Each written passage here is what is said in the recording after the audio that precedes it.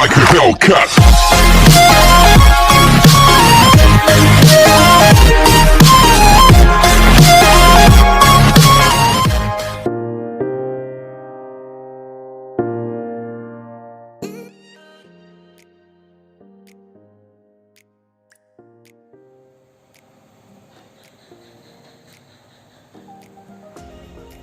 Assalamualaikum warahmatullahi wabarakatuh.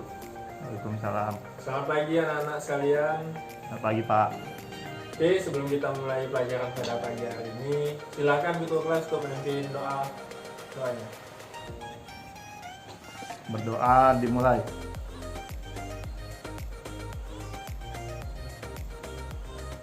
Doa selesai.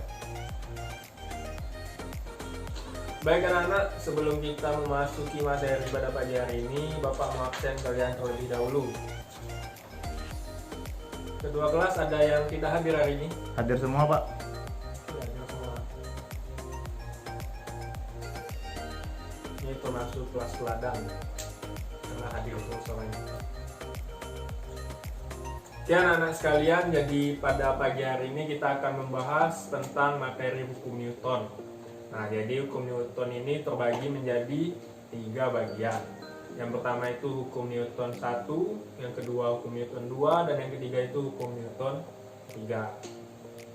Nah, jadi anak-anak sekalian, bahwa pada hukum Newton pertama itu dirumuskan dengan sigma F sama dengan 0, yang mana berbunyi bahwa setiap benda akan tetap diam atau bergerak dengan kecepatan konstan, tetapi apabila tidak ada gaya yang dilakukan padanya. Nah, jadi setiap benda itu akan tetap diam ataupun bergerak dengan kecepatan konstan kalau kita tidak memberikan pengaruh ataupun gaya dari luar. Nah, seperti itu konsep hukum Newton pertama. Kemudian dilanjutkan pada hukum Newton kedua. Nah, hukum Newton kedua ini yang kita kenal dengan rumusnya sigma F sama dengan M dikali A, di mana di sini M itu adalah massa, A itu adalah percepatan.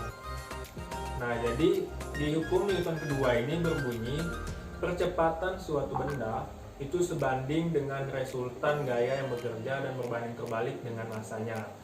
Nah, sebagaimana rumusnya tadi, maka suatu benda itu akan bergerak atau diberikan gaya itu bergerak apabila dia memiliki percepatan dan juga memiliki massa. Ini bisa dicontohkan waktu kita mendorong mobil yang mogok, motor yang mogok, ataupun kita memindahkan suatu benda dengan gaya mendorong. Nah, itu. Kemudian selanjutnya hukum Newton ketiga. Nah, hukum Newton ketiga ini dirumuskan dengan F aksi sama dengan min F reaksi. Nah, yang mana pada bunyi hukum Newton ketiga ini adalah jika suatu benda mengerjakan gaya pada benda lainnya, maka benda lain akan mengerjakan gaya pada benda pertama yang besarnya sama tetapi arahnya berlawanan. Jadi, apabila kita mengerjakan gaya sebesar 10 Newton pada suatu benda, maka benda tersebut juga akan bergerak sebesar 10 Newton tetapi dengan arah dan gaya yang berbeda. Jadi apabila kita memberikan gaya dorongan ke kanan sebesar 10 Newton, maka benda tersebut bergerak ke kiri sebesar 10 Newton, tapi arahnya berbeda. Nah, maka di sini ditambahkan min F reaksi pada rumus tersebut. Nah, jadi konsep hukum Newton ketiga itu dimana F aksi sama dengan min F reaksi.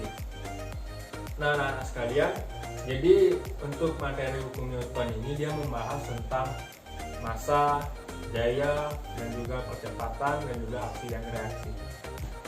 Nah, jadi untuk tugas kalian ataupun proyek kalian nantinya, kalian akan membuat sebuah video mengenai penerapan dari hukum Newton yang telah Bapak jelaskan tadi. Baik Pak. Nah, oke. Jadi kalau sudah paham, jadi untuk pembelajaran kita pada pagi hari ini telah usai. Bapak harap kalian dapat memahaminya dengan baik.